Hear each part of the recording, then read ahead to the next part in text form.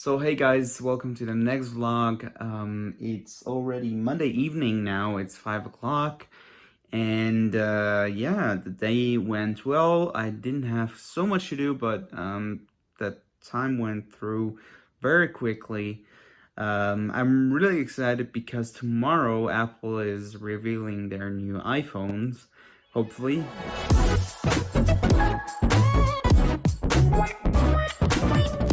So I decided to follow up on some events that happened in the 9-10 months that I haven't vlogged. Um, I want to really explain this to you guys so that you can understand what why that I didn't vlog and why that I took that time off. So first of all, it started out in June June last year, so June 2019, where I started a new project going into my final exams, where I had to learn a lot of stuff because I started to learn to use the Raspberry Pi. If you don't know what that is, it doesn't matter. But anyways, I started to use that to get prepared for my final exam, which is like a product that, like a prototype that I made, plus documentation that I had to write. And to really have a good final exam, I started in June, and that was really exhausting because it was very new to me, and that's why I had to take a little more time to understand and know how things work on the Raspberry Pi. So that was the first reason why I didn't vlog. Then secondly, I had some, I wouldn't say issues with my health, but I had a little bit, we were scared for a certain time that my tumor grew back, so we had to change the date of the MRI to a month earlier. So that was a little bit shocking, and I also, because of that, not only because of that, but also because of that, I had a little bit of low on my mental health, but yeah, that could be resolved really quickly, and also it turned out that everything was okay. So then what follows to the preparation that I've talked before? Of course, the real thing. So I had my final exams. I had 10 days, like you have 10 work days. You have time to write your document and write or create this prototype. And yeah, after that you have to give a presentation, and I started in March, and shortly after I started, like on the first day in the evening, they told us to stop because of the coronavirus. They didn't know how to go on, and if our exams are really held, so if we really have to write the exams. So they put everything on ice, and yeah, I couldn't continue, but yeah, then it was for a certain time. We didn't know when we were gonna continue, so that was a big point. So then after a while, they said that it's okay, that we can do it with some special regulations, because normally it's not allowed to write this exam in home office, but for us this year it was now allowed, and maybe they're gonna allow it next year too, just because they realized that it's actually working kind of well. And during this final exam, which is really important, which like makes or breaks the last 5 years, I had some school exams where you didn't know, like also like final exams, but from like school topics, so like English, math, and so on. And the other like final exam was like really into IT and yeah, really project management and stuff like that. So the school exams, luckily they got blown off. So they said no school final exams, which really kind of saved my. And yeah, after that, I started like a new project for just a month or 1.5 months. And yeah, it was something new again. And the whole time, like from June 2019 until the end of June 2020, was very, very stressful for me. Just because, yeah, like I said, it's like a make or break point and exam. I really like had to pass the exams, and luckily I did. I actually passed it with a kind of good grade, not the best one, but you know, I set a goal for myself and I reached that goal, so I'm really, really happy. And then actually, because I couldn't take any holidays in spring, because I didn't know, I actually planned to write this final exam in IT during my spring holidays of school, so I didn't take any holidays at all in spring. And on top of that, I still had holidays from the time from 2019, because I didn't really use any holidays when I was sick. In the end, I had a month holidays, so I took that all in July. I had like, I think from the 3rd of July, I had holidays until the end of July. So that was really awesome. And yeah, what I did then, I went camping with some friends and I went to Amsterdam. And now, that's a cool story.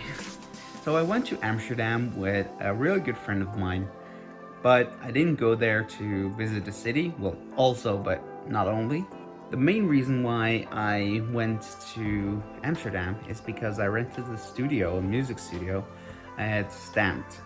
And it was really amazing. I rented the studio for the whole day, so that was 9 hours. So that was really, really cool, really amazing. The people were super nice.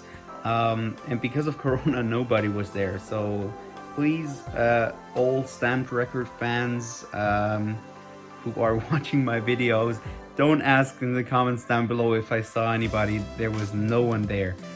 But it was cool anyways, because it was the first time that I could visit and produce in a professional studio. And I must say, I love my setup at home, but it's not at all comparable with the sound quality of a professional music studio. And if some music producer is looking at this video right now for some reason, I really highly recommend to mix and master your tracks in a professional studio or on really, really good headphones, because if you do it on studio monitors, big ones, it just, yeah, the sound comes out differently in your room or in your studio than in a professionally created sound music studio. Does that even make sense? Yeah, hopefully it makes sense. Yeah, it really helped me to hear the tiny little errors that I made, or tiny little changes that improve the song quite a bit again. And actually I released one song on, what was it, Friday, a week ago, something like that. And yeah, it's on Spotify and iTunes for you guys who want to go check it out. It's called Hold On To Me, and Steven is my, well, STEVN is my producer name. I'm just gonna put a link down below in the description of this video that you can go check it out. And as I said, I went camping for 4 days with 3 friends of mine. We had more or less a good time. We had some discussions because we had, let's say, different point of views on certain things, but we I hope, I think we worked it out by the end of the holidays, even though it was just 4 days. But yeah, it was very intense 4 days, but it was an experience that I really enjoyed. It was nice to go camping once again. I really missed that, and I hope that I can go camping once again soon. And yeah, what else is there to say? Oh, yeah, I started a new job at the same company that I've made my apprenticeship. I stayed there, but I'm in a new unit. So in another team with other topics that we work on, and of course I have another other job. I'm not an apprentice anymore. So my job title is Junior Application Manager, which would imply that I manage an application, which isn't really the case at the moment.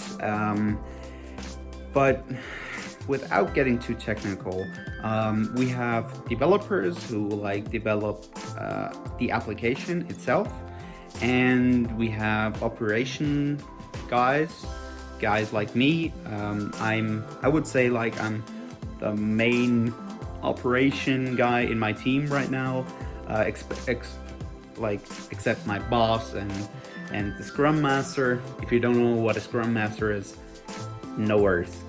You can go Google it. There are some really good explanations, but it's not really important to this video. So I'm like the main operations guy in our team. So once again, I'm editing the video now, and I just realized that came out a little bit strange. What I just wanted to say, it's not that I'm the only guy that is focusing on operations, but in comparison to my other team members, I'm only focuses on operations.